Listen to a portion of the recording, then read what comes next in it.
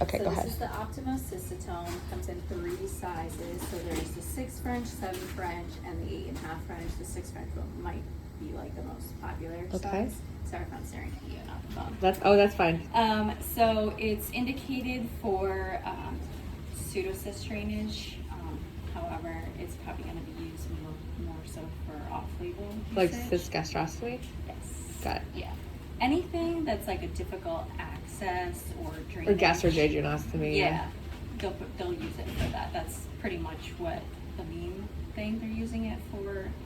Not so much pseudocyst drainage. I guess it just depends on where and whatever the physician wants to True. We use. use it for a rectal fistula. Yeah. And I think Dr. Khanna used it once. Rectal right? fistula, yeah, for a kid. Okay. Yeah. Yep. So at the end here, you have your plug-in connector. You have the guide wire port. So this is where the guide wire is going to come out of, and then you could flush it here. Okay. So basically, you're going to use either an 025 or an 035 guide wire. This is where the puncturing happens. So once you go down, all you're going to do is connect this to an RV generator. And the settings, it's either auto cut or it's the same settings as hot Axio. So Okay, if great. you have the hot Axio settings on the generator, all you have to do is set So it to that, Axio setting. plug it in. That's pretty much it. Yeah. Any questions on So that? Axios needs to be wet when we use it. Does this need to be wet I would before it goes flush down? it. From my experience, I always flush it first. Flush it first. But how about the Yeah. external shaft? Does it matter? No, not Okay. no. They tell us to water down the external shaft of the Axios before. No. Okay. Yeah, Sounds no. good. So just flush the. Thank you. I wish I brought more tubing, like extra tubing for that. Oh yeah. I didn't know. So Can you I'm just sorry. lift up the box to show Yeah. them? So this is the Yeah. box that the cystotome comes in, So and we keep it in 544. And to your knowledge, it's not a trial, right? Not a trial. Okay, so we just have it. Yeah. So we keep 2 of each size in 544. We don't have a place for it yet in the storeroom.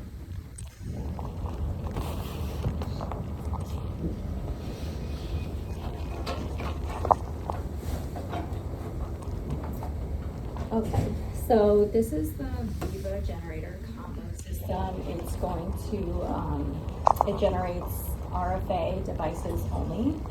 And what you guys use here is the USRA, which stands for endoscopic ultrasound radio frequency ablation. Mm-hmm. Comes in 3 sizes, so there's a 5, 7, and a 10 millimeter. And there's these sheets here, this orange one. It kind of goes over the ablation size. So they all have their own distinct ablation zones. So with the 5 millimeter, it creates a 7 millimeter ablation. The 7 creates a 9, and then the 10 creates a 14. And that's how Dr. Ganda determines what size needle Got it. he's going to use. So in the box, when you open this up,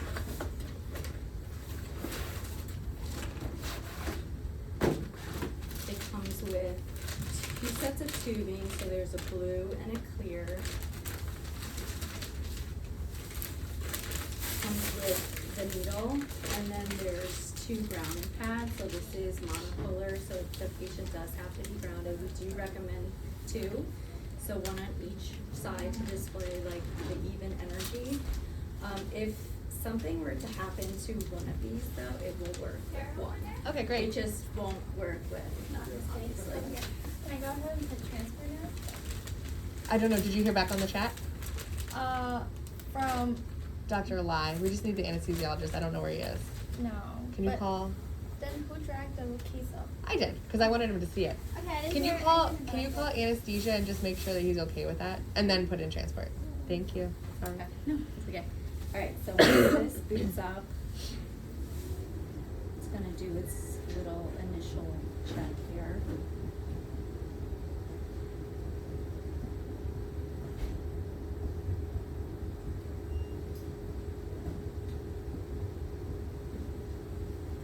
Let me go find it. All right, and then it's complete, so it says it's ready to go. So when it boots up, it automatically boots on temperature mode, but for the USRA, the EUS RFA, you want to change this to continuous mode. Got it. So what you do here is there's a button here that says mode. You're going to click that once, and then it goes to continuous mode. Got it. So the only other thing you're going to change on here is the wattage. So the 5 millimeter probe uses 10 watts, the 7 millimeter does 20, and then the 10 uses 30. So 10, 20, 30. 30. And the way you're gonna change that is you're gonna use this button here and rotate it clockwise. So 1 click, 2 click. So if I were to use the 5 millimeter probe, 10 watts, you're set to go. And then if you use the 7, 2 clicks, 20 watts, and then the same for the 10 millimeter. And then this is ready to go. So then you're gonna wanna set your tubing up. 2 sets of tubing. So there's a blue tubing and a white tubing. The blue and the white, or the clear, are gonna go into this suction canister. You're gonna fill this about 3/4 of the way full with either water or saline. And ice. And ice, yeah. And then the tubing here is going to go inside of here. So the blue and the clear are gonna go inside of this here. The tubing does, I don't know if I can, have arrows on here. Oh, for the direction. For the direction of the water pump here. So, It's okay, Jackie. I can just. okay. So the direction here, so you're gonna want the, Showed up. Oh, okay. Can you talk to Kana and see what she wants to do? She's a dictation. Yeah, I haven't gotten to Dr. Wong yet.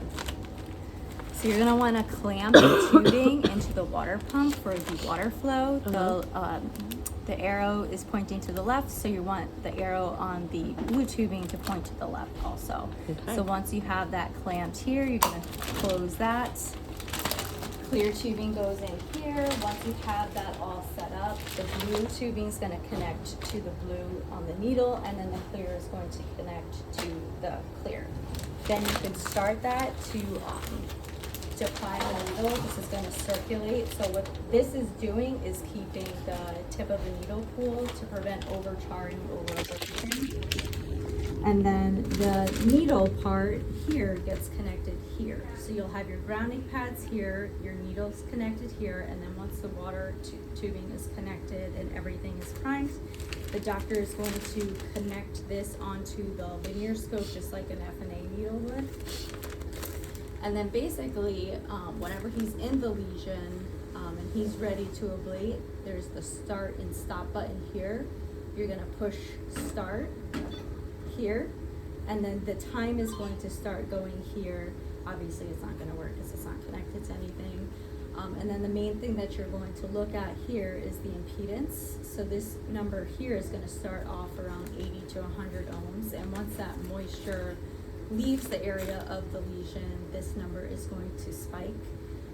And it happens very quickly. So around like 400 to 500 ohms is when I usually turn it off, because that just means that the ablation has completed, but it does have an automatic shut off at 800 to 900 ohms. So if you didn't turn it off, it's not a big deal. It turns off by itself. Time is not the main factor here, but I don't usually go anything over 30 seconds unless it's a cystic lesion. You could go a little bit more, maybe 45 seconds. And then the ablations can go anywhere from 8 seconds to maybe 30, very quick. But when this is happening, when the impedance is spiking on the EUS screen, you're going to see where the needle is punctured. You're going to see that white snowball effect. That's where the ablation is happening. Besides that, 3 to 5 is the average. Depends on like, the lesion size or however much the physician wants to do. You could use the same needle in different areas of the lesion. What else? That's pretty much it. This is also not a study? So Dr. Gonda is doing the adenocarcinoma. He's doing a study with it, but the Yeah. product we own. Yeah, the Okay. product you own. And the box looks like this. And this is above Watson's desk. That's where we find these. And we have them in 3 sizes and we keep 2 of each size. Thank you, Jackie.